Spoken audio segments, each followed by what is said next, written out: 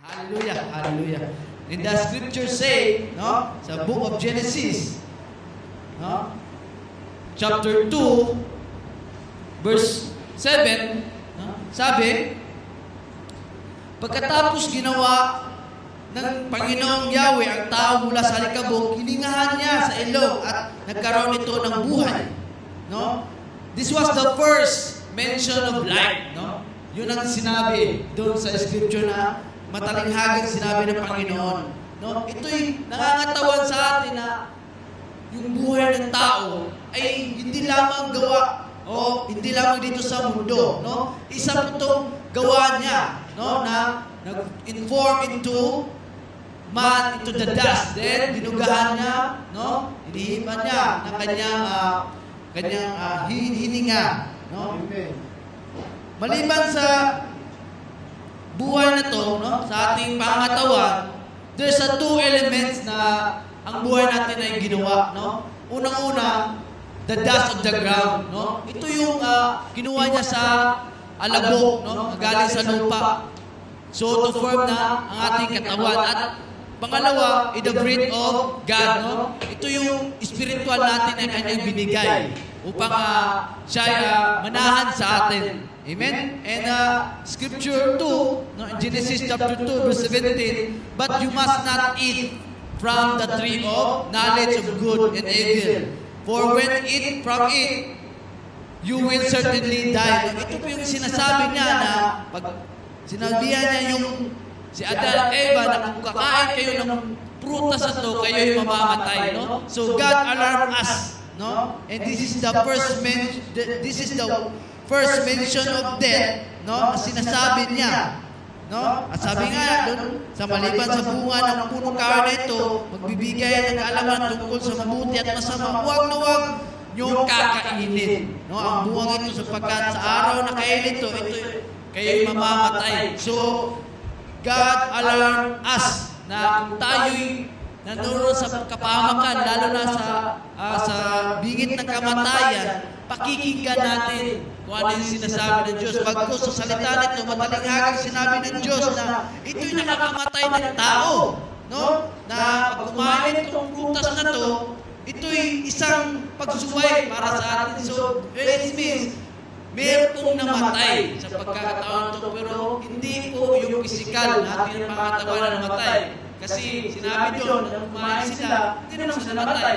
So, it means ang namatay doon, yung ating pagkasuway sa kanyang kagustuhan. No? So, there's alarming this alarm din na death is critical. No? Na pinalalahan tayo ng Panginoon. And death is spiritual na yung pagkain mo ng prutas na yun, isa yung pagtalikod sa kanya at pagsuway sa kanyang kagustuhan. So, dahil sa pagkain ng prutas na yun, no? Doon tayo nahiwalay sa ating Panginoon. Amen? So, panahon ngayon ng undas. No? So, giniginita natin yung mga namatay. No? Pinaalalahanan sa atin kung ano ba yung buhay.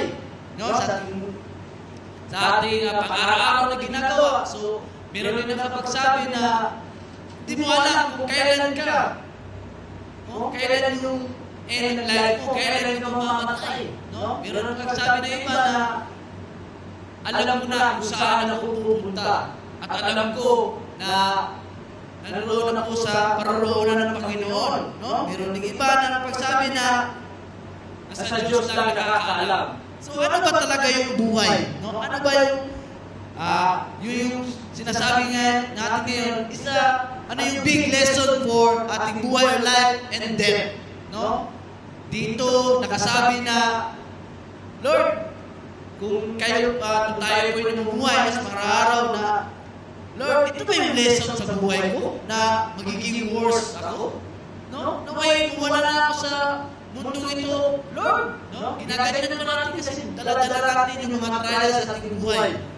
No? Even in death, no? Hindi pa naman tayo nakaranas ng death, pero mayroong ibang tao na nakaranas na parang namamatay na siya. Yun yung problema talaga na kung meron ka ng cancer o yung emergency ka na sa hospital. Yun po yun, di ba? So, yun po yung pagkakataon na ito na tayo yung end day ko, no? So, meron sa atin na in the mention of buhay, no? Hindi nila inaalala saan sila nanggaling, no? Pasalamat tayo dahil we are born Christian, no? O sa iba naman na nanumbalik sa Panginoon, no? Kanilang tinanggap na isang Savior, no? Isang Panginoon, personal Savior and Lord sa atin buhay, no? Sa kanilang buhay, no? Maging sa ating pangbuhay, maging sa pangalawang buhay, no? So, meron pong dalawang klase rin na ito yung pagkamatay ng physical, no? Ating katawan at pagkamatay ng spiritual. Ano po to? No? Ito po yung pag ikaw ay naroon na sa ganung bagay, no? Meron pong tinatawag doon na yung pangangatawan mo iba pupunta at yung pang-spiritual mo iba rin. So ano po 'yun? So there's a lesson sa atin buhay na magbibigay ng unang-una.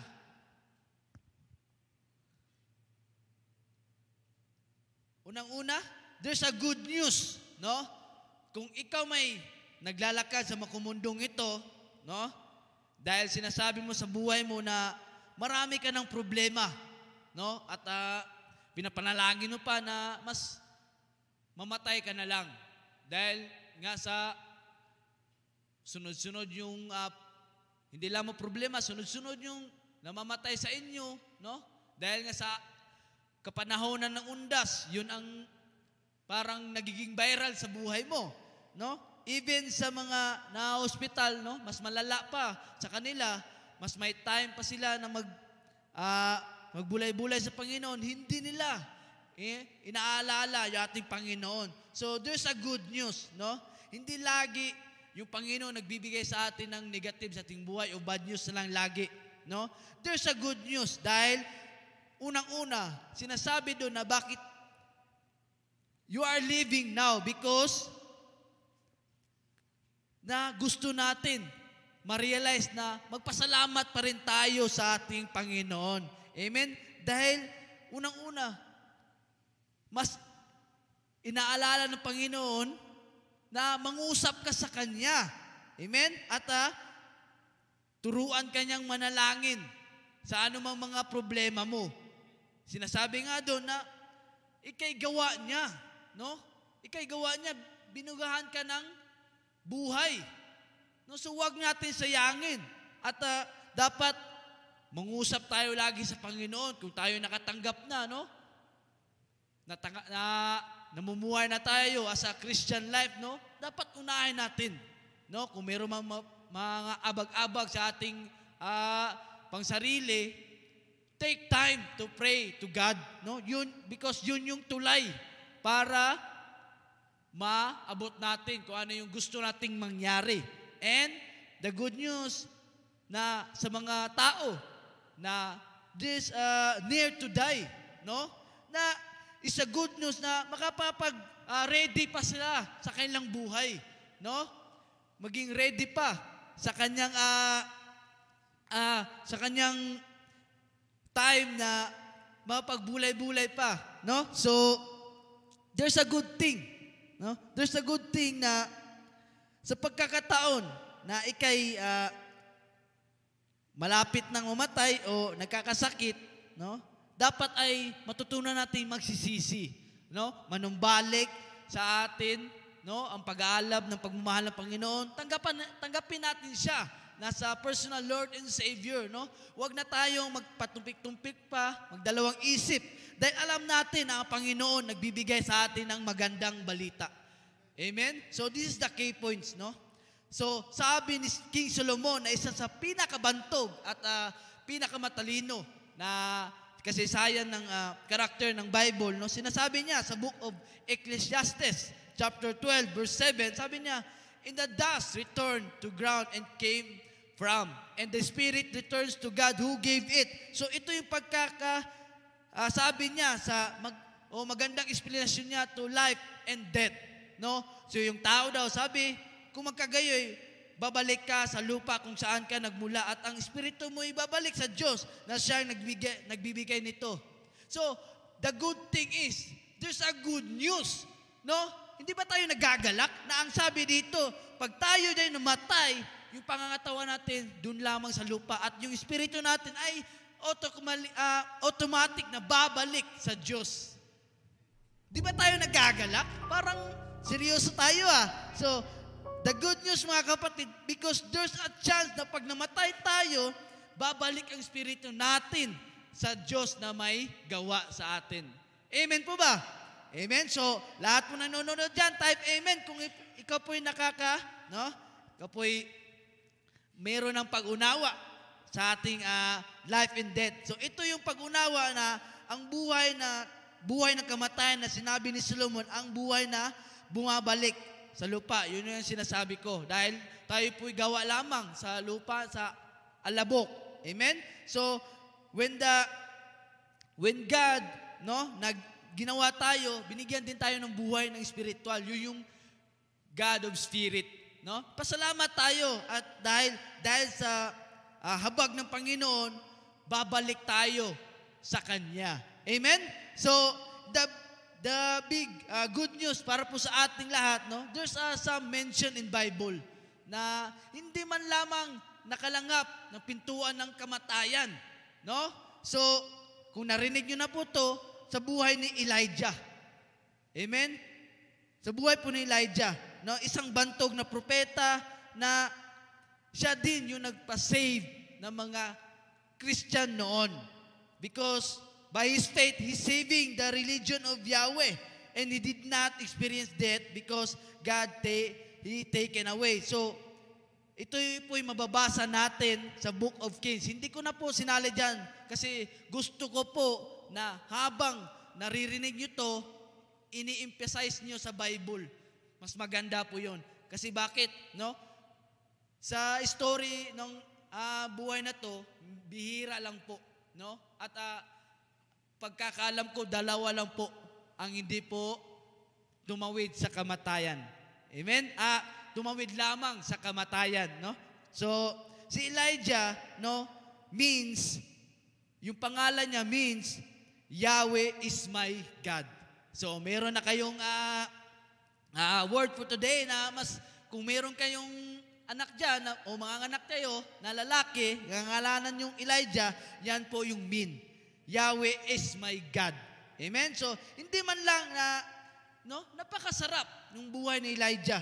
No? Kasi sabi po sa Book of 2 Kings, makikita po natin sa Book of 2 Kings, chapter 2, verse 11. No? Sinabi po doon, na bigla na lang may sumulpot. Sabi doon, bigla na lang may sumulpot na karwahe, kabayo, at umapoy habang naglalakad sila ng kanyang assistant na si Elisha. No? Sa Tagalog, si Eliseo. No? Bigla na lamang po, hindi po yung tinatawag natin sa movie na Ghost Rider. Hindi po yun, No? It's a chariot of fire in English, no? So kinuha po siya ng ating Panginoon, habang nakatingin si Elisha na paliit ng paliit sa himpapawid, sa langit, ang naibili na lang sa kanya yung balabal at yun ang kanyang naging hinhirit para siya na naman ang mamumuno sa Israelites ng panahon na yon, no? And second example, kilala ba natin si Samuel?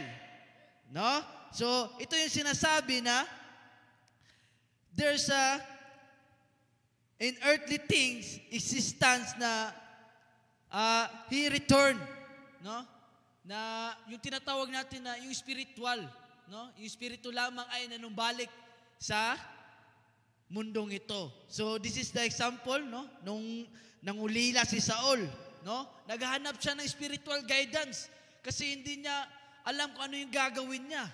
Amen? So, ito yung binigay sa kanya ng Panginoon. Nag-reveal sa kanya na gusto niyang tawagin si Samuel. Yung sa panahon na yon, siya po'y namumuno, lahat po na tumatawag ng spiritual, espiritu, pinagbabawal niya. Pinapatay niya. Yung sino mang lumalabag sa kanya.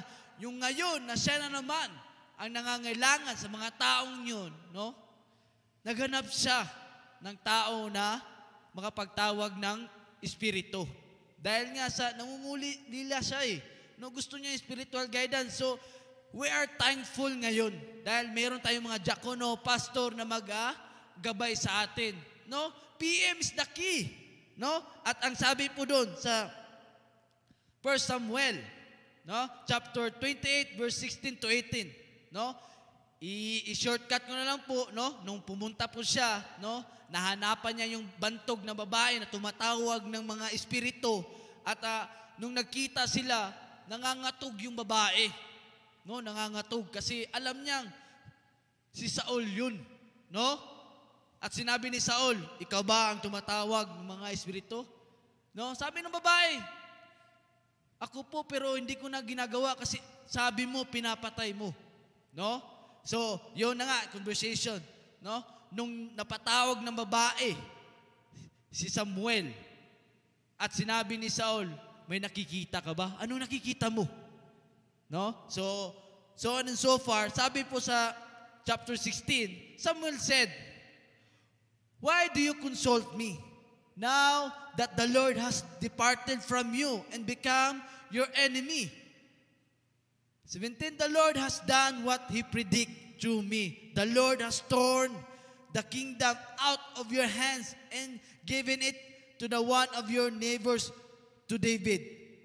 And 18, because you did not obey the Lord or carry out His fierce wrath against the Amalekites, the Lord has done this to you. So, ito pala yung pinapahiwatig kay Saul. Bakit? Kasi sa panahon ng yung Israelite na yon, no, ginigira sila ng mga Amalekites. No, ito po yung mga grupo ng Egyptian.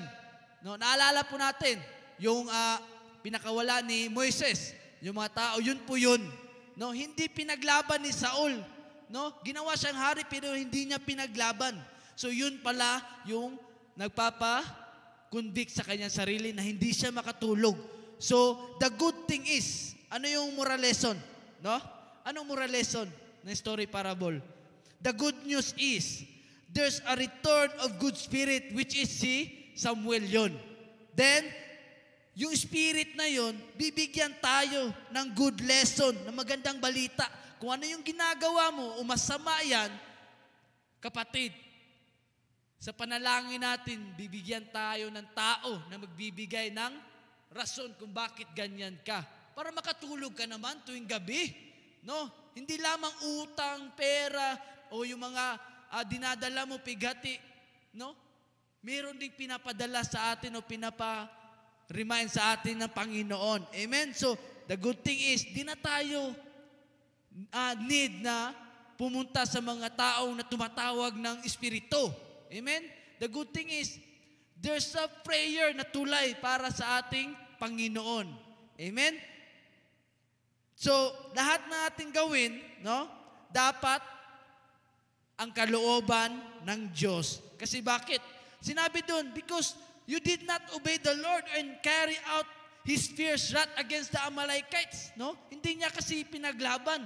Isa pa, hindi niya sinunod yung ating Panginoon eh. Amen? So, yung kalooban ng Diyos, gumawa tayo ng mabuti, no? At mananampalataya tayo. Amen? Habang tayo'y nabubuhay. No? So, there's an example also, no? When we are in Christian na, no? Sa ating pamumuhay, isa pong bantog rin na propeta, no? Kagaya natin, ang pinapangalan ng Elisha. Si Elisha, no? Siya po'y ating man of God, no? So, merong pagkakatao na tinawag siya ng babae dahil yung anak niya ay namatay, no? Kasi siya po din po ang nagbigay nito, siya yung nag-prayer sa babaeng nito na magkaanak. So, sabi ng babae, Elisha, no? Kung binigyan mo naman ako ng anak, bakit mo pa papatayin lang sa ganitong edad? No? So, dali-dali si Elisha. Sabi po sa Book of Kings, no? Chapter 4, verses 32 to 35, When Elisha reached the house, there was the boy lying dead on his couch. He went in, shut the door on the two of them and prayed to the Lord. Amen? And 34, then he got on the bed and lay on the boy's mouth to mouth, eyes to eyes, hands to hand, as he stretched himself out on him. The boy was grow warm, no? And Elisha turned away and walked back and forth in the room, and then got on the bed and stretched out him once more. The boy sneezed 7 times and opened his eyes. No, sabi ko nga doon, nang dumating daw si Eliseo sa bahay, nakita niya ang bata na nakahiga sa higaan niya, napatay na. Bumasok siya, isinara niya ang pinto at nanalangin sa ating Panginoon. So this is the time na meron siyang conversation sa mga taong na lalagutan na ng buhay.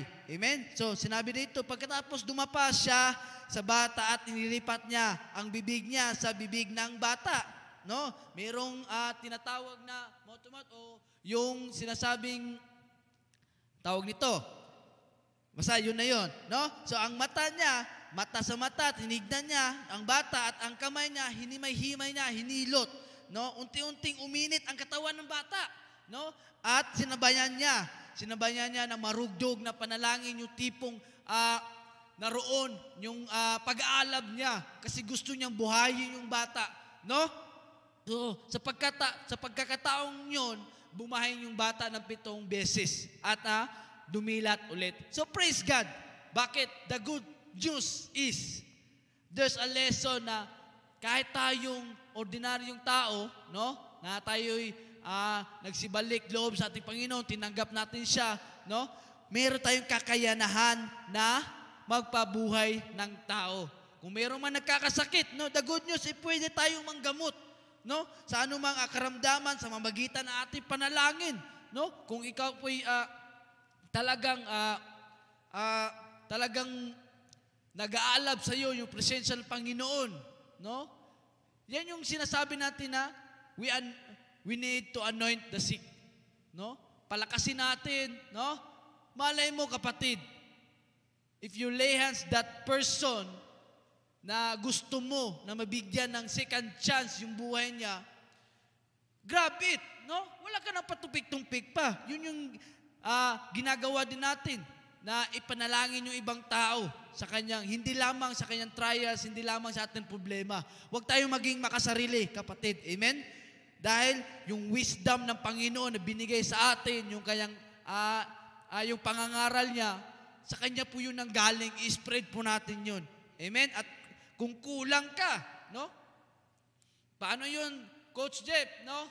Na kulang ka sa iyong pananampalataya, kulang ka sa iyong mga panalangin, no? And Jesus said to our hotline, no? Anong hotline natin? Ito yung promise niya. Jeremiah 33:3. Sinabi niya doon, no?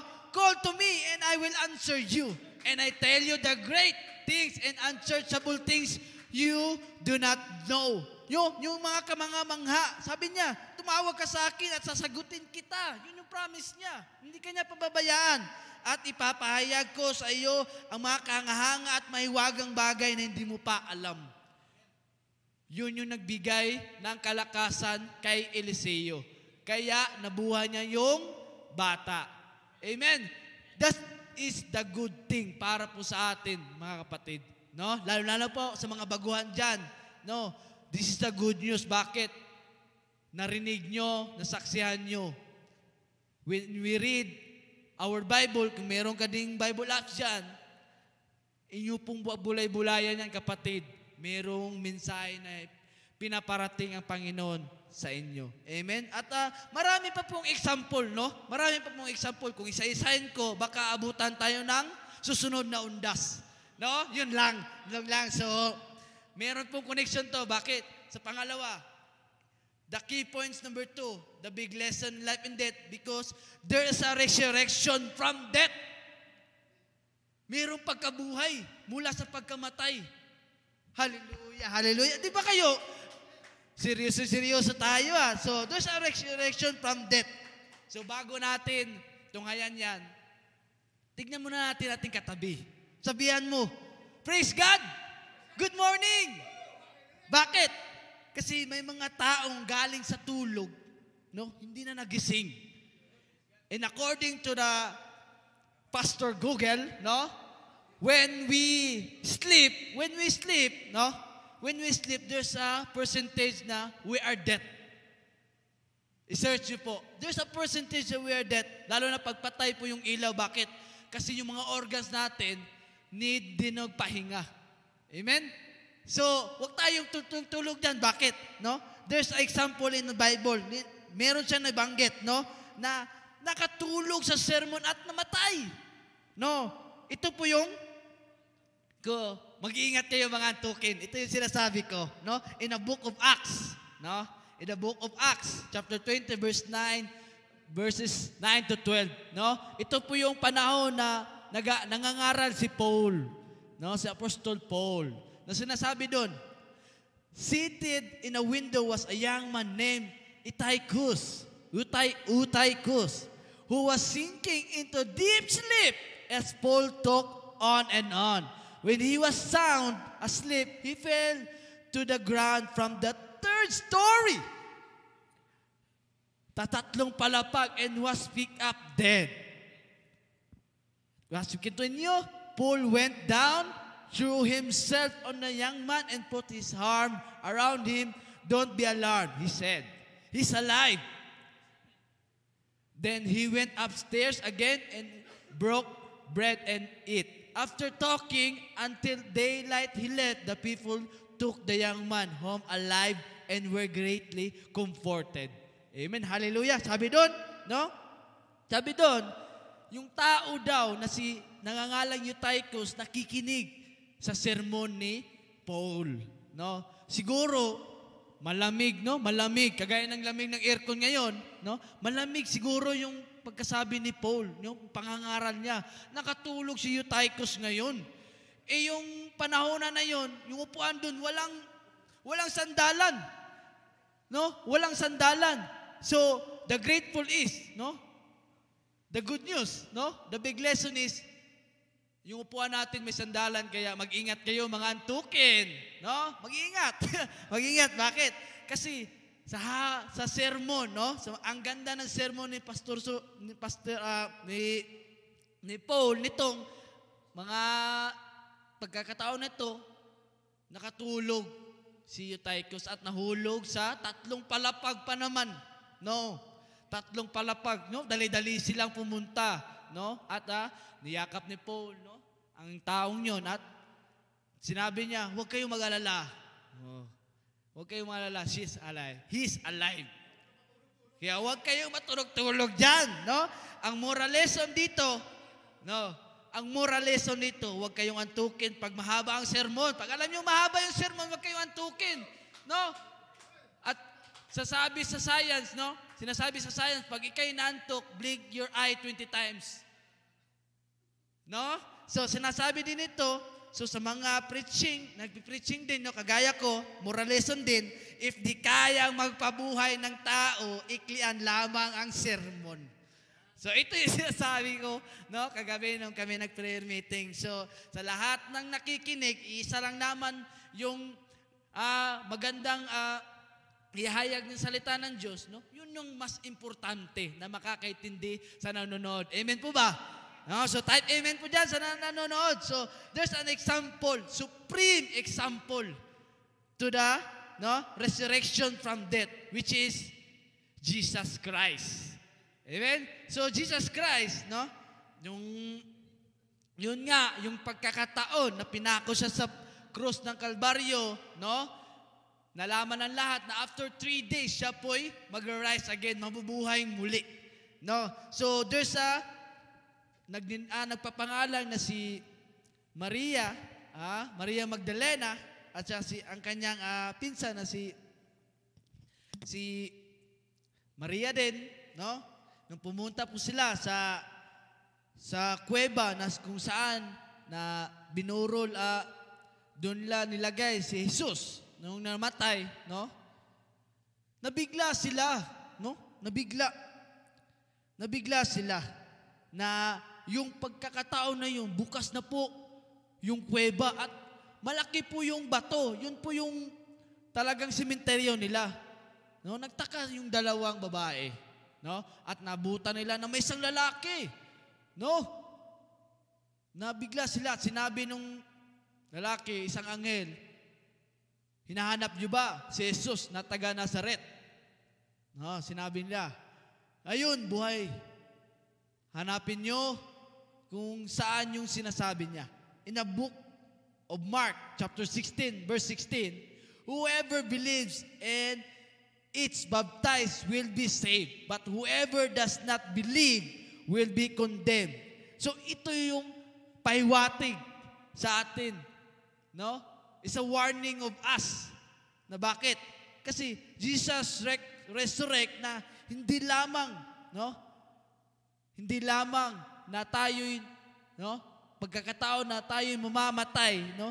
Merong tao na nabuhay muli, which is si Jesus Christ, no? So, ang lahat, no, sabi doon, ang lahat ng sasampalataya at magbabautismo ay maliligtas. Ngunit ang hindi sasampalataya ay parurusahan. So, which is the good lesson po sa atin, no? Na tayo pa'y nabubuhay, no? Meron pa tayong pagkakataon, sinasabi ni Jesus na tayo'y sasampalataya sa Kanya. Amen? At isa pa, meron pa ding utos na kailangan magbabautismo tayo. Yun yung tinatawag nating water baptism. Na kung saan, doon mo malalaman na ikay anak na niya. At tinanggap mo siya sa personal Lord and Savior. Amen? So, lahat po nanonood dyan, no? And this is the command for us. In book of John, chapter 5, verse 24, very truly I tell you, whoever hears my word and believes Him who sent me has eternal life and will not be judged but has crossed over from death to life. Hallelujah. Lahat po, no? Lahat po ng sumampalataya sa Kanya, no? Naniniwala sa Kanya, hindi na po dadaan sa pintuan ng kamatayan. Hallelujah. Bagkus, tatawirin na lang po niya yung kamatayan. Amen? Naniniwala po ba tayo doon? Bakit? Kasi bumaba po si Jesus mula sa pagkamatay. Amen? Hallelujah. So, ito po yung sinasabi na ang pananampalataya natin kay Jesus at sa Ama ay siyang daan upang yung mga kamatayan na yan, yung mga kagam-agam natin o pagdadaup natin sa Kanya ay mabibigyan ng kasagutan, yung kamatayan na yan. Amen? So sabi ni Jesus, hindi nyo na maranasan yung kamatayan na yan kung kayo'y nananalig sa akin. No? So, kung tayo po'y magpatuloy sa kasalanan, no? Sabi po sa book of Romans, chapter 6, verse 23, sapagkat ang kabayaran ng kasalanan ay kamatayan. Amen? Pero bagkus sinabi ni Jesus, ang kanyang pinagkaloob ng Diyos ay buhay na walang hanggan sa pamamagitan ng kanyang anak na si Jesus. Amen? So, sinasabi dito na wala tayong dapat ipangambala, no? Dahil meron tayong tulay sa ating pag tayo po'y namatay, no? Meron po tayong tulay na para makapunta sa paroroonan at yung gusto nating langit, no? Na ating pamumuhay, no? At isa po doon, no? Isa po siya sa isang tulay, no? Sabi po sa book of John, no? Chapter 4, verse 16, no? 14, verse 6, na siya lamang ang tulay patungo sa langit at sa Ama. No, sinasabi din doon na siya lamang ang light, no? Siya yung I am the way, the truth and the light. No one comes to the Father except through Jesus. Amen? So, lagi nating alalahanin na dapat unahin natin kung ano yung gusto sa atin nating Panginoon. Amen? Lalo na, Gusto natin mamuhay sa langit because alam natin death is not the end. Amen? So, kasi katawan mo lang, no? Katawan mo lang yung namatay. So, sabi nga ng iba, bakit, pastor, yung iba, nakaburol pa nga, nagsitanggap na, at ginawa lang personal Lord and Savior si Jesus. Bakit namatay? Nakaburol pa nga. No? Ang sinasabi dito, katawan mo lang yun ang namatay, kapatid.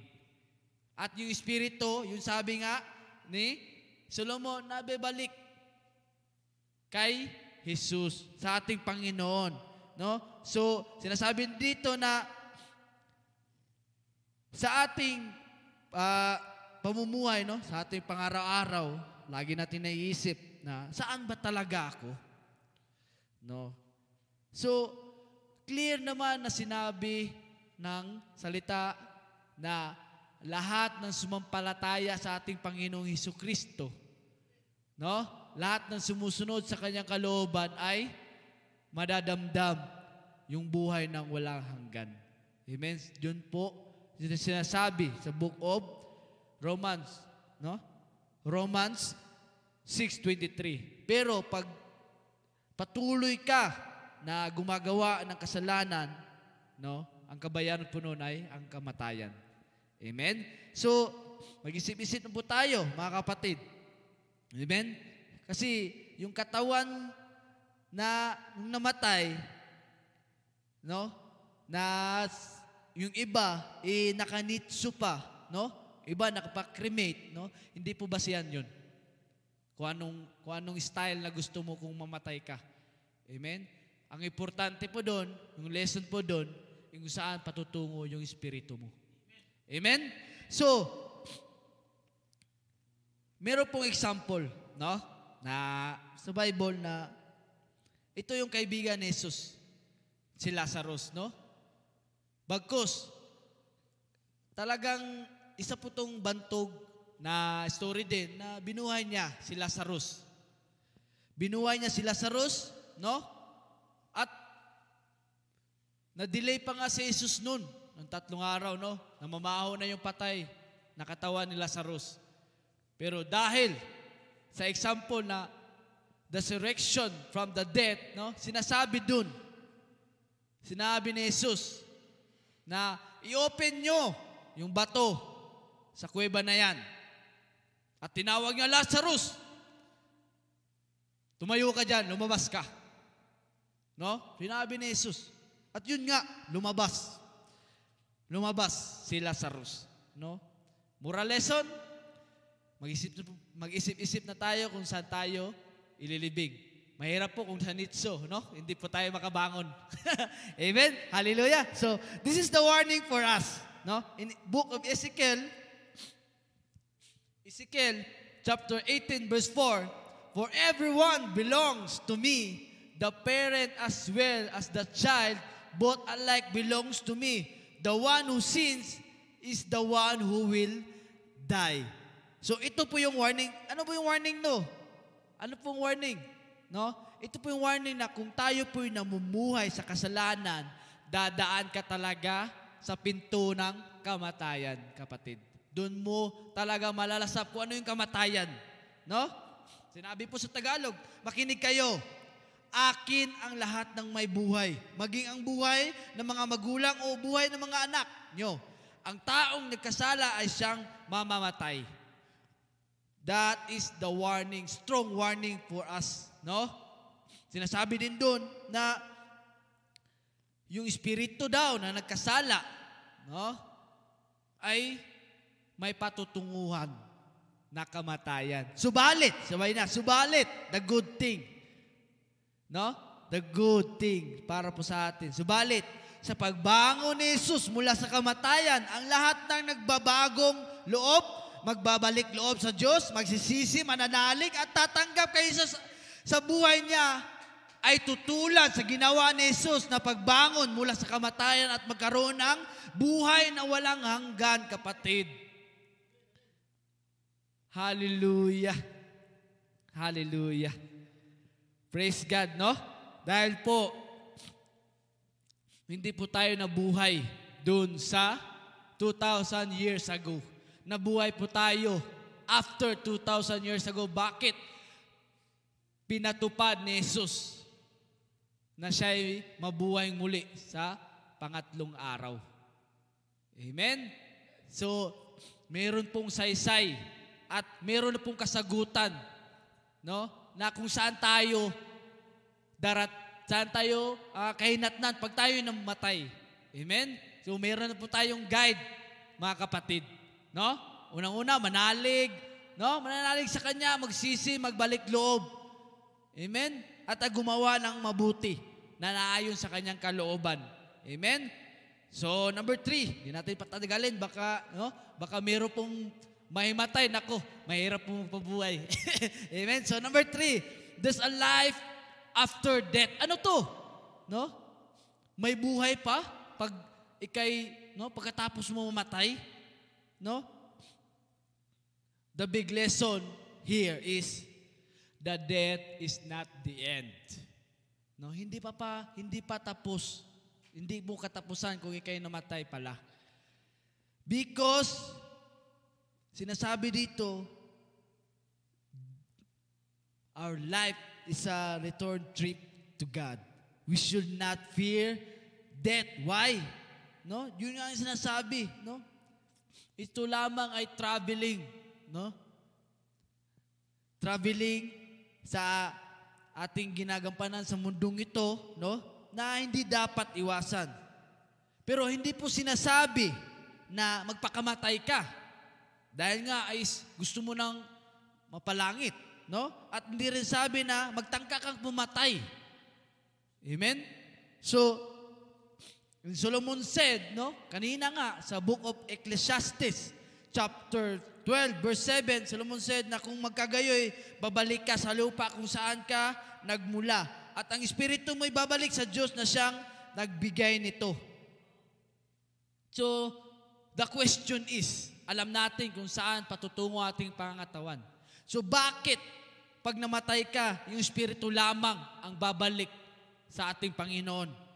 In the book of 1 Corinthians, chapter 15, verse 50, I declare to you, brothers and sisters, that flesh and blood cannot inherit the kingdom of God, nor does the perishable inherit the perishable. Yun pala no? Hindi ka makakatanggap, no? Hindi ka makakatanggap ng kayamanan ng ating Panginoon. Bakit?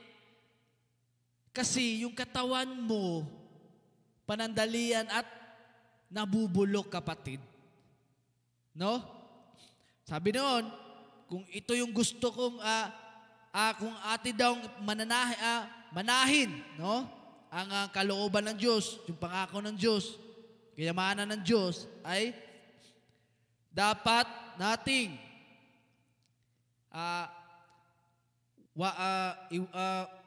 tawag ito, kung gusto natin manahin ang kaharian ng langit, hindi pwede na manirahan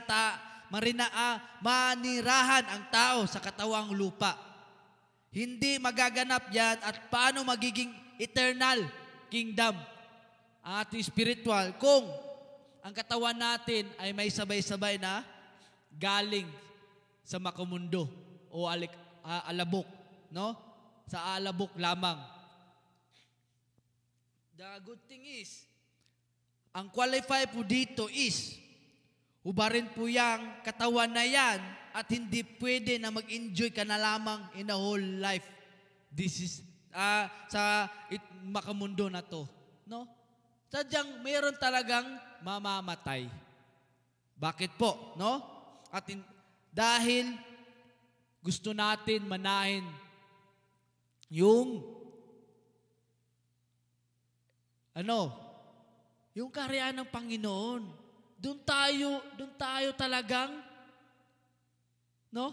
Doon tayo mas komportable na manahan. Amen? At hindi ka pwede na magmana sa langit kung ikay nabubulok. Kasi bakit nga? Eternal kingdom yun eh. Diba? So, at yung mana na yun ay Hindi nabubulok. Forever po yun. Nasa sayo. In short, hindi sila pwede pagsamahin. Naintindihan po natin, hindi sila pwede na pagsamahin talaga. Kaya merong kamatayan. Amen? At yung mga maghiwalay po doon, no? Ating spiritual na babalik sa Panginoon.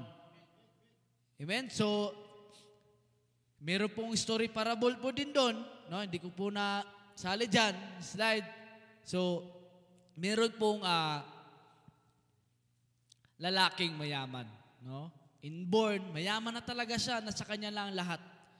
Pero meron siyang naitanong, no? Kasi nalaman niya na meron siyang may mamamana pag namatay yung tao sa langit. So, na-confuse siya, inabangan niya si Jesus. No? At sinabi niya at nakita niya, Guro, paano ba makukuha yung kayamanan sa langit? Sinabi niya. At sinabi ni Jesus, makinig kayo mga tao. No? Sinabi niya, kung gusto nyo manahin ang kaharian ng Diyos, no? Inyo pong iwaksi lahat ng makumundo na meron kayo. So it means, yung mga kayamanan mo, yung mga gadget mo, no? Yung mga pera mo, lahat wawalain mo. So, hindi ko naman sinasabi na, ay, mayaman ako ako na, iwawaldas ko na to. Ganito, ganyan. No. Binigyan tayo ng guide na Panginoon na yung mga pera na yan na meron sa atin at wala sa iba, ipamigay mo. Amen? Kasi, pinapahiwatig niya na yung mga yaman na yan ay hindi mo madadala sa langit. No. Pero, yung mga pilosopo kasi dyan, no, buhay pa man kasi tayo eh. Kasi buhay pa tayo, yun nga sinasabi. Magbigay ka kung kaya mo magbigay. Iparanas mo sa mahihirap yung hindi nila nararanasan. No? Kung kayo po'y ganun na lamang kayaman, no? Kung meron kayong nakikitang mahihirap dyan sa gilid-gilid, iparanas nyo na magbakasyon to Hong Kong, Disneyland. No? Para naman yung mga mahihirap is maramdam nila na mahal sila ng kapwa nila. Amen? So, as we continue, in 51, listen, I tell you a mystery. We will not all sleep, but we will all be changed in a flash, in the twinkling of the eye, at the last trumpet. For the trumpet will sound, the dead will be raised imperishable, and we will be changed. No? 53, for the perishable must clothe itself with the imperishable, and the mortal with immortality. When the perishable has been clothed with the imperishable, and the mortal with immortality, then the saying that it's written will come true. Death has been swallowed up in the victory. And lastly, where, O death, is your victory? Where, O death, is your sting?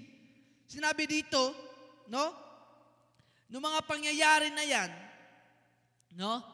Ito ngayon, yung life after death na sinasabi natin. No? Sinasabi dito na pag dumating na daw yung judgment, mangunguna si Jesus in the air, no? At lahat ng unang mga uri, no? Mga unang uri ng mga tao ng kanilang mga espiritu ay tataas, no? Na meron na daw yung hindi nabubulok na katawan. At doon na po yung judgment, lahat po, no? Lahat po na lulutang ng mga espiritu na yon, yung nalamatay na yon, no? At doon mo lang masasabi na saan ang kamatayan. Nanalo ako. Saan yung kamandag ng kamatayan? Tinatawid ko na lang. Hello? Exempted na ako. Bakit? Kasi ginawa mo yung kalooban ng Panginoon. Ginawa mo yung karapat-dapat na ika-glorify niya sa kingdom. So, wag mo po tayo mag-question sa sarili natin kung saan tayo. Bagkus, questionin natin kung ano yung dapat natin gawin para ika-glorify ng Panginoon. Amen? So, pag nahubaran na tayo sa katawan na yan, lahat ng ugnay natin sa paligid ay doon pa lamang tayo, bisa ng damit na never mabubulok kailanman sa Diyos. Amen? Kasi pagmamanahin tayo sa Kanyang kingdom eternal po yun. Amen? So, walain na natin yan at ubarin natin. Hindi ko sinasabi na magpakamatay ka, wag. So, at ang pangyayari na to, mula sa tinawag ng libingan, babangon daw. Unang babangon. Sa judgment na yon ay pwede nang pagtawanan yung kamatayan dahil nalampasan mo na siya. Amen? Hallelujah! Hallelujah! No? So, the good thing is, the big lesson is, ito yung conclusion or application natin, na sinasabi dito, that we transcend the theoretical and sectarian differences because knowledge is dynamic. You need to continue to grow in knowledge. Kailangan talaga natin yung katalinuhan, kapatid. No? Sabi po ni Pastor Ed Lapis yan. No? Kung sino po, kung sino pong nag-inject sa iyo ng mga teorya na yan, mga sektarya na yan, kung saan ka ng mga simbahan na yan, kapatid, mas mabuting palaguin mo ng iyong pag-unawa. No? Dapat na mas kailangan mong ipagpatuloy yung pananaw mo habang ikay namumuhay sa mundong ito. No? Kasi yung pagkakatao na meron kang knowledge, paiba-iba yan No? Hindi mo ma-determine na doon ka na lamang. Amen?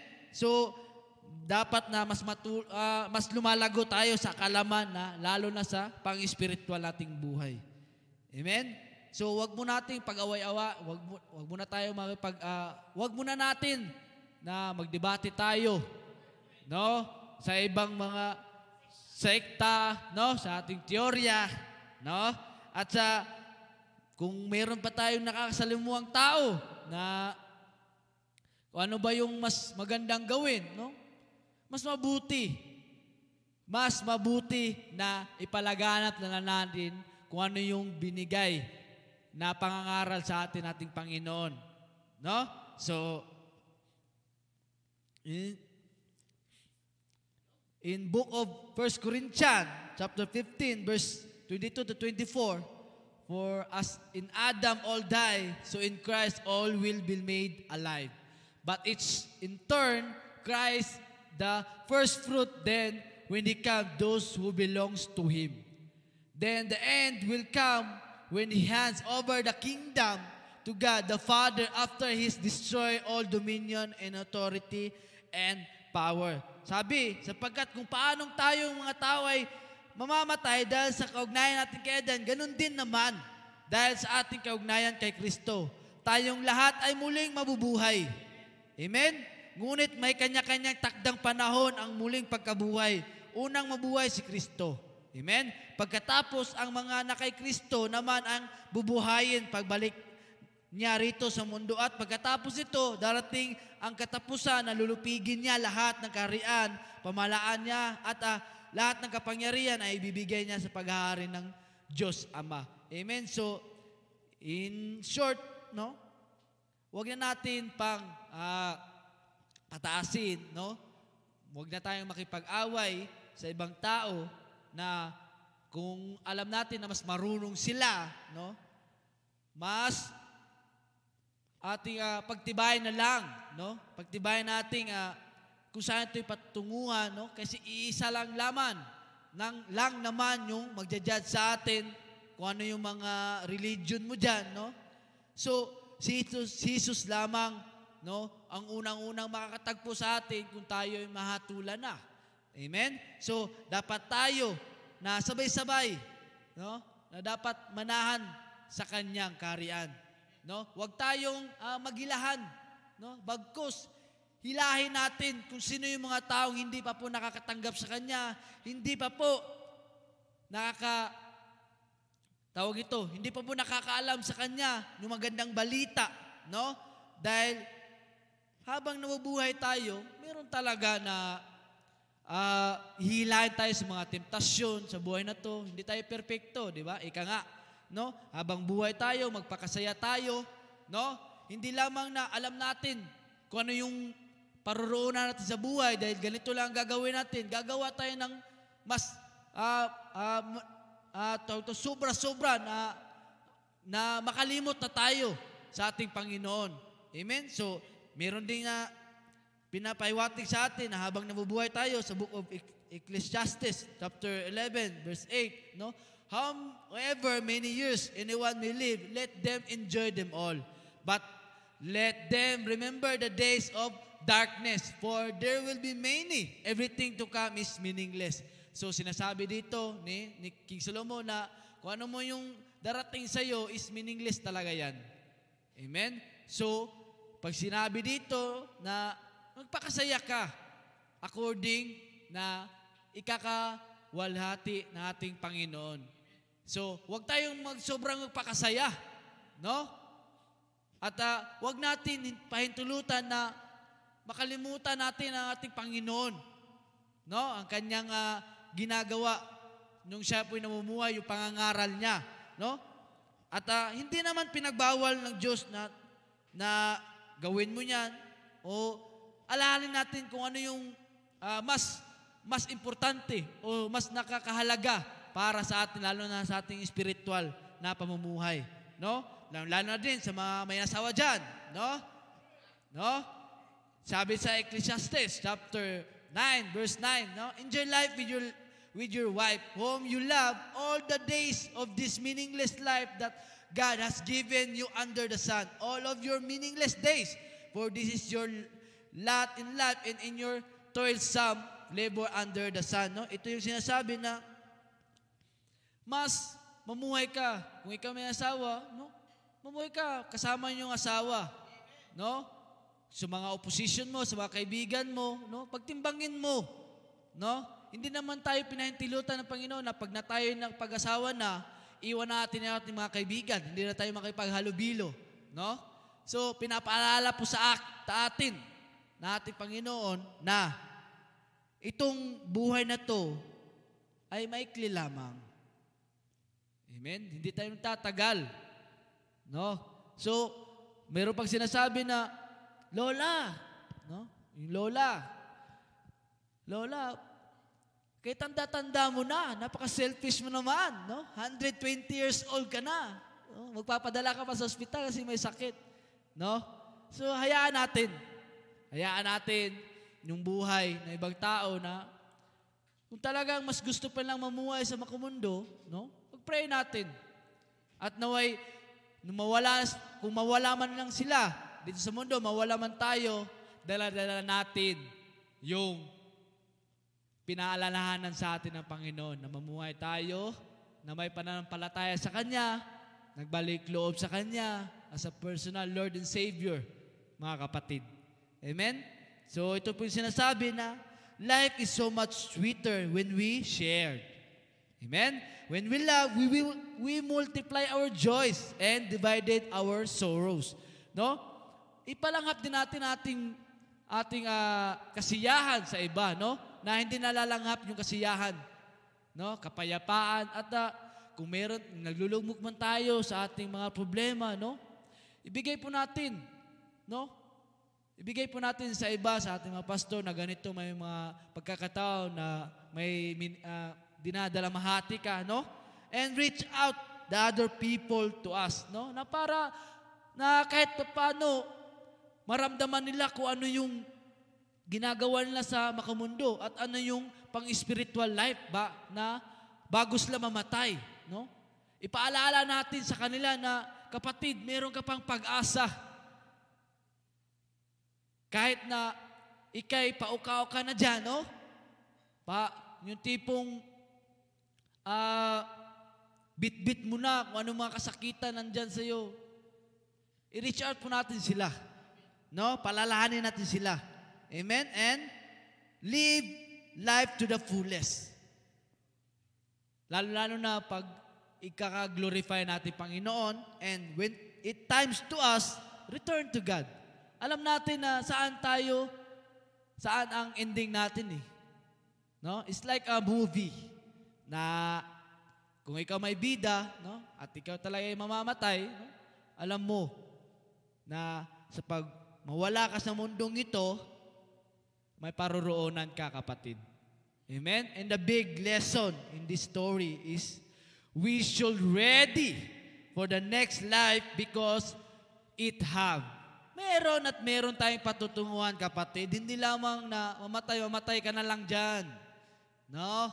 And we need na in this physical and earthly life ends.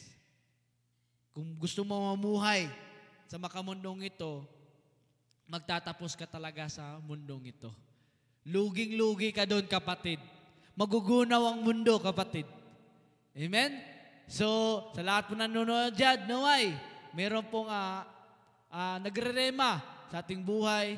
Naway, hindi na po tayo mag-question kung saan tayo patutungo pag namatay tayo. No?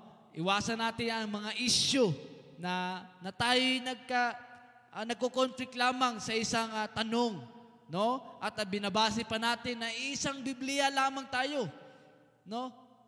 At yung mga nag-i-inject mo sa atin, ano yung naririnig natin, no? Dahil tayo'y high-tech na ngayon, no? Mas maganda na magbasa po tayo ng salita ng Diyos. Pagbulay-bulayan po natin yan, araw at gabi. No? Hindi man po araw at gabi, kahit na 5 minuto sa isang araw, at least malaman natin kung ano yung purpose natin habang tayo'y namubuhay dito sa mundo. At alam natin, pag namatay tayo, meron tayong paroroonan. Yun yung kaharian ng ating Panginoon. Amen? So, tayo pumisi tayo. Sa ating panalangin pangwakas, no? Hallelujah. So, lalo na po sa mga nanonood dyan, no? Sabayan niyo po kami na manalangin po tayo. Taas po natin ating mga kamay. Raise our hand. Papurihan po natin ating Panginoon. Hallelujah. Hallelujah. Hallelujah. Salamat o Diyos na may buhay na umatayo dito upang ma-experience yung salita, may paramdam na meron pa silang pagkakataon, Panginoon, na manumbalik sa iyong presensya, Panginoon. Meron na buhay na maggagabay sa kanila, sa kanilang pagkalumbay na habang sila nabubuhay, sa kanilang mga kasakitan na kanilang nararamdaman, O Diyos. We ask you, Father, na pangusapin mo kami, Panginoon, turuan mo kami na unahin ka, Panginoon, sa oras na kami po'y mawawalan po ng pag-asa, mawawalan ng landas, at sa mandilim namin na nilalakaran sa mundong ito. Panginoon, turuan mo po kami na i-reveal kung ano yung mas maganda na gawin sa mga oras nito, Panginoon, at sa mga susunod na araw, sa patuloy namin na papamangalaga sa iyong ginawa dito sa mundo, na ma-enhance namin, na maipabuti namin kung ano yung mga binigay mo na para sa amin, na lahat na mga taong na lumalayo sa iyo, Diyos, pagindapatin mo na kami po o yung mga tao na yun ay mag-aalab muli, na hindi sila mahihiya, O Diyos, na manumbalik sa iyo. Bagkus malaki ang iyong kamay at 2 pa, O Diyos, na magtatanggap sa kanila. At na hindi na po sila pakakawalan, Ama. Naniniwala po kami na kami yung anak, na ikaw ang may gawa at binugahan mo ng buhay at binigyan ng pangako na makakamtan namin ang buhay na walang hanggan sa langit. O Diyos, nagpapasalamat din po kami sa aming mga pastor leaders, deacons, Panginoon, na patuloy na naroon ang mga patnubay, nagbibigay pag-asa lalo na sa aming spiritual na buhay. Lalo na po sa mga kapatiran na naglulugmok na wala ng mahal sa buhay. O Diyos, naroon ang aming comfort para po sa kanila. Naroon ka, O Diyos, na naghilot sa kanilang pusong nadurog, O Diyos.